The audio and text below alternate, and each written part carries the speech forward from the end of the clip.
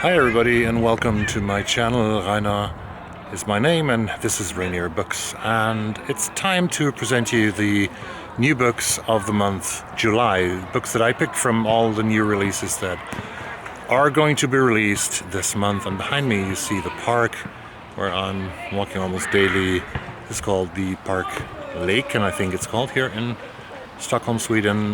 Very nice park, lots of families. I've been here before. If you have seen my videos before, you have seen the park before. So now I will go home, I will head home, and I will present you, I think, 7 books that I found very interesting that are being published in the month of July 2020. Now, let's get started. The first book I have on my list of interesting releases in the month of July. I think I have 5 books on my list only for this month.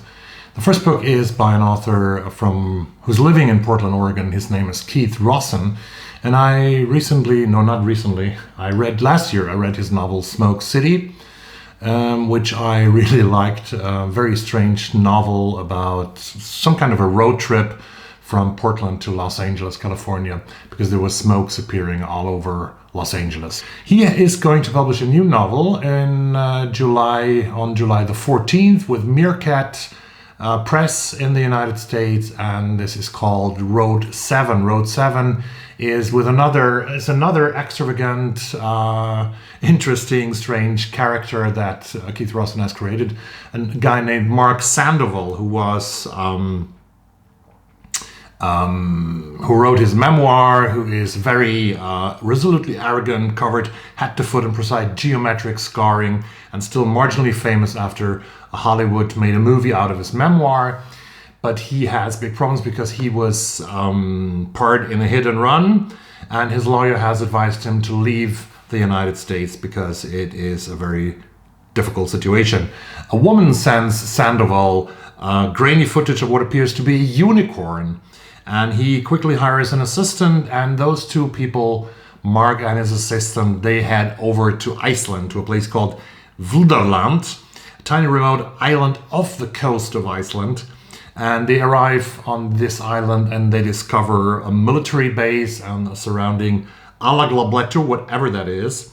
The nearby woods are called Alagabletur, probably wrongly pronounced, although I speak Swedish, as you might know, but Icelandic is a very different thing. And those woods are very strange, those woods are very secretive, and things are going to happen, and they realize that the unicorn and the sighting of the unicorn is the least of their problems. So this sounds like another strange, a little weird adventure that Keith Rosson has written. It is going to be published by Meerkat Press on July the 14th. I am a great fan of music, of rock and roll music.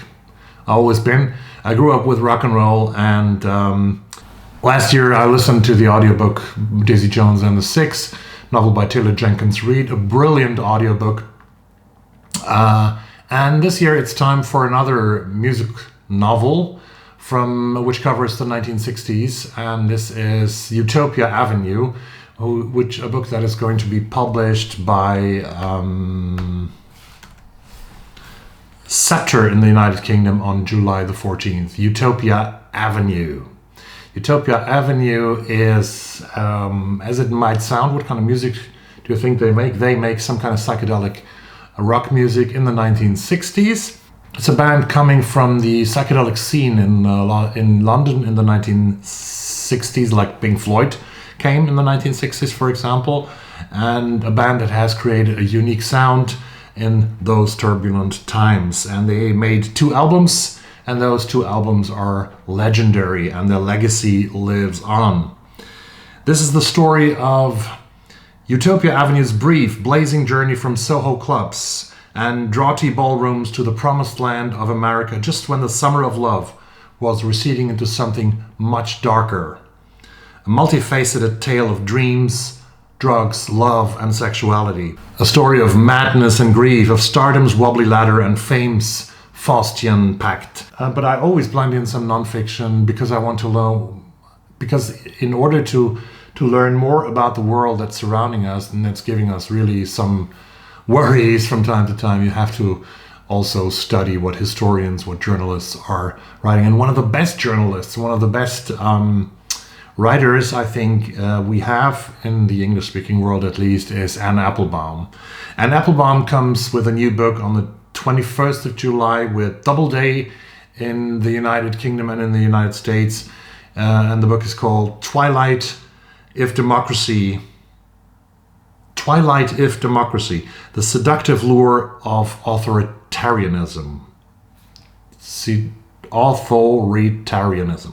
Anne Applebaum has won the Pulitzer for her earlier writing, and in this book, I'm still reading Masha Gessen's Surviving Autocracy, and this fits perfectly well because this is about the United States and the current situation where, which Masha Gessen sees sliding towards autocracy.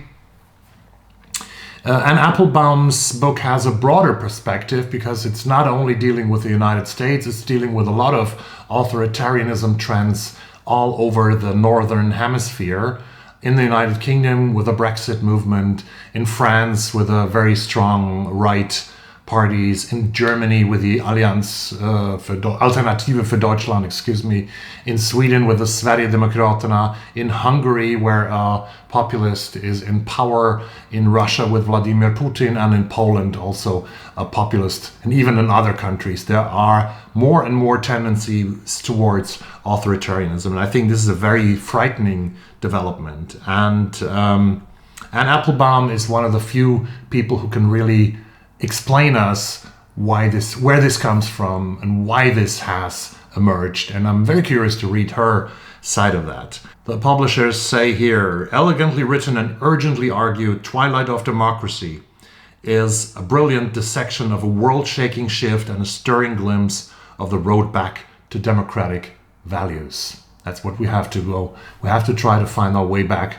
to democratic values everywhere in the Northern Hemisphere where democracy seems to be endangered. And the book is called Twilight of Democracy, and not Twilight if Democracy, of course. Another novel, time for another novel, and this is Canadian. You know, I always want to have a Canadian title in my selections because that's just how I am. And my Canadian title is a little bit fake, maybe this time, because the author, Emma Donoghue, she was born in Dublin, in Ireland, but she has lived most of her life, I think, in Canada. So she's a Canadian author, isn't she? And she comes with a new novel with Picador on July the 23rd. And this novel is going to be called The Pull of the Stars. And here we are in the middle of a pandemic.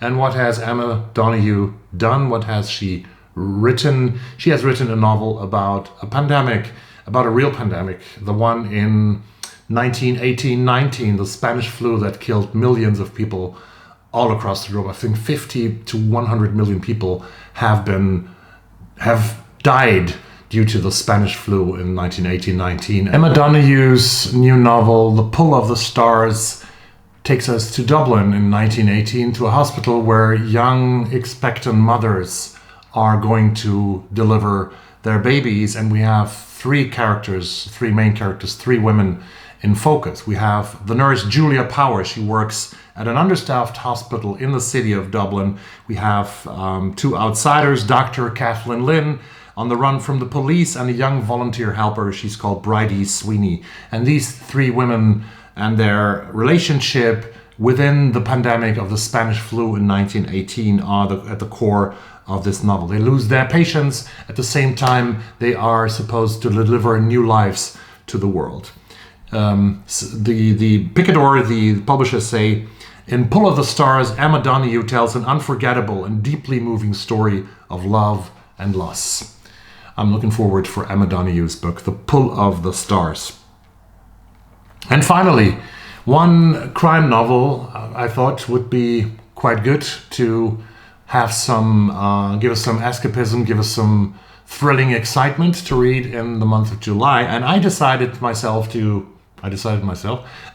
I picked a book. There's several thrillers coming on the market. There are lots of thrillers coming on the market from Sweden, from the United States, from England, from every country you can imagine, almost. The thriller I picked for the month of July is a Spanish one. It's by Eva Garcia Saenz, and it's called The Silence of the White City, and this is going to be published on July 28 by Vintage Crime and Black Lizard, and the original edition will also already be a pocket book. A madman is holding the city of Vitoria hostage, killing its citizens in brutal ways and staging the bodies. The city's only hope is a brilliant detective struggling to battle his own demons. Inspector Unai Lopez de Ayala, called Kraken, is charged with investigating a series of ritualistic murders. The killings are eerily similar to ones that terrorized the citizens of Vitoria already 20 years earlier. But back then, police were sure they had discovered the killer, and the killer is in jail. Now Kraken must race to determine whether the killer had an accomplice or if the wrong man has been incarcerated for 2 decades. This fast-paced, unrelenting thriller weaves in and out of the mythology and legends of the Basque country as it hurtles to its shocking conclusion. This is from Spain, this is from the Basque country, and this has been a bestseller in Spain, everywhere in Spain, and I'm really curious to read this book from our southern neighbors in Europe. No, not neighbors, but, our southern friends in Europe. Actually, I want to present 6 books, but Britta Böhler has presented the 6th book that I also wanted to present. So if you want to know everything about the 6th book, which is Afterland by Lauren Beukes, or Lauren Beukes from South Africa, you can watch it on the channel of Britta Böhler, and the link to her books to be released in July is up here to be found. So that was everything for today. Thank you very much for watching this video. I hope you found some interesting reads, some interesting reading here today. A book that you might pick up, maybe 2, 3, 4, or maybe 5. Maybe you want all of them, which would make me happy, and you go to an independent bookstore and get them. Or to the library. The libraries have reopened here in Stockholm, some of the libraries, not all libraries, and I will do a little short video probably tomorrow about 3 books that I got from my library. This is a sensation because the library was closed for 2.5 months. I'm going to talk about this a little in a video already tomorrow. So thank you very much for watching this. Subscribe to my channel if you haven't done so. If you came back to my channel, thank you very much for doing so. Have a good time. See you soon. Bye bye.